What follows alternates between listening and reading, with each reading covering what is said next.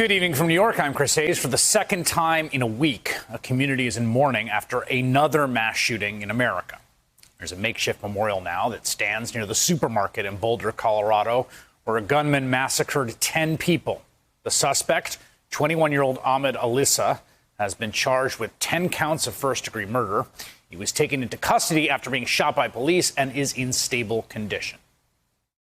I want to say to the community, I am so sorry this incident happened, and we are going to do everything in our power to make sure this suspect has a thorough trial and we do a thorough investigation.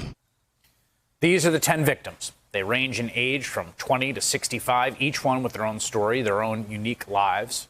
3 of them were at work when the shooter arrived. The youngest victim, Denny Stong, had worked at the supermarket for several years. A year ago, he posted this image to his Facebook page, of course, as the pandemic was getting underway. "I can't stay home. I'm a grocery store worker." Ricky Olds was a manager at the supermarket who loved cats and unicorns. Her aunt posting on social media today, "Why you, why not me? You haven't even lived yet." Terry Leiker had worked at the King Soopers for 30 years. Her boyfriend worked there, too. According to a friend, she was selfless, and innocent, an amazing person who loved going to work and enjoyed everything about being there. Lana Bartkowiak had stopped at the shopping center just to pick up a prescription, just a daily routine kind of thing. She managed a shop in Boulder, and her friend said she would give clothing away to people who couldn't afford it. She lived with her Chihuahua, Opal. He had just gotten engaged.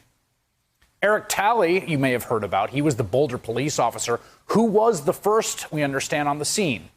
He's got a fascinating backstory. He enrolled in police academy at age 40, leaving a stable career in IT. This officer had 7 children, ages 5 to 18. I just had that officer's whole family in my office 2 weeks ago to give him an award. I can tell you that he's a very kind man, and he didn't have to go into policing. He had a profession before this, but he felt a higher calling.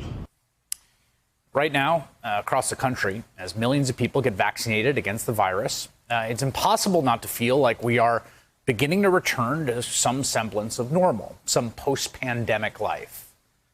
But this, too, this feels like normal, an unbearable normal, an avoidable normal, an all-too-American normal. And just like they always do, Republican politicians are just waving it away, making excuses for why they block basic gun safety measures at every turn. That's normal, too. It's also part of this awful ritual that we've all practiced now dozens of times. This afternoon, President Biden called on the Senate to pass 2 bills approved by the House that would close loopholes in background check laws. He also called for a ban on the kind of assault weapons often used in mass shootings, including the one in Boulder. This is not and should not be a partisan issue. This is an American issue. It will save lives, American lives, and we have to act. Here's the thing. Gun sales in America are surging. Do you know there was a 40% increase last year? Nearly 40 million guns purchased legally in 2020, another 4 million in January of this year alone. Gun sales are higher than ever. You might think, with so many of us stuck inside for much of 2020, that gun deaths might have fallen. But in fact, no. It was one of the most violent years in decades, with shootings particularly spiking in city after city after city, even as in those same cities, many of the other crime numbers remained relatively steady. More than 19,000 people in the U.S. died from gun violence last year, according to the nonprofit Gun Violence Archive. That's a 25% increase from the previous year, and a new record. And that does not include suicides. A 2018 analysis shows that the U.S. has the highest number of civilian firearms per 100 residents by far. It's almost on its own chart. You see it up there at the top? That bar? You need a different scale for it, easily outpacing countries like Yemen. That's the chart there. That's what it looks like, American exceptionalism on this issue. As Vox notes, Americans make up less than 5% of the world's population, yet they own roughly 45% of the world's privately held firearms. This chart shows guns per 100 people and gun deaths per 100,000. You see that? All those countries on the lower left, those are countries with relatively few guns per 100 people, relatively few deaths. And then up at the top on the right, the U.S., that's us. with by far the most guns and the most gun deaths. It's just its own category. It's pretty clear we're just doing something different than anywhere else.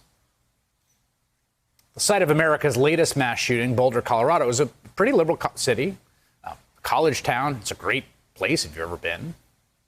It's in a state, of course, that has had some of the worst mass shootings in the nation, some of the most traumatizing, some of the most awful, a movie theater in Aurora, or, of course, a high school in Columbine. And in fact, the Boulder City Council banned assault weapons for the city back in 2018, along with bump stocks and high-capacity magazines. And they did that partially in response to the mass shooting at Stoneman Douglas High School in Parkland, Florida, that year. But a Colorado NRA affiliate and others sued to block the ban. And just 10 days before yesterday's mass murder, on March 12th, a judge blocked Boulder from enforcing that ban. And 4 days later, on March 16th, the suspect purchased a Ruger AR-556 pistol, according to the arrest affidavit. This is what that so-called pistol looks like, just so you don't get the wrong idea because of that name. That is what the gun looks like. It's familiar probably to you now. It's almost iconic in the demonic gun violence that we have here in this country. The same kind of assault weapon that was used in at least one other mass shooting, and very similar to ones that have been used in shooting after shooting after shooting after shooting. And on the very same day, the suspect purchased this weapon. The National NRA celebrated the judge's decision to block Boulder's assault weapon ban, proclaiming NRA victory in Colorado and claiming the judge had given law-abiding gun owners something to celebrate. Hey, thanks for watching our YouTube channel. You should know that you can follow today's top stories and breaking news and catch up on your favorite MSNBC shows all in one place. Download the NBC News app today.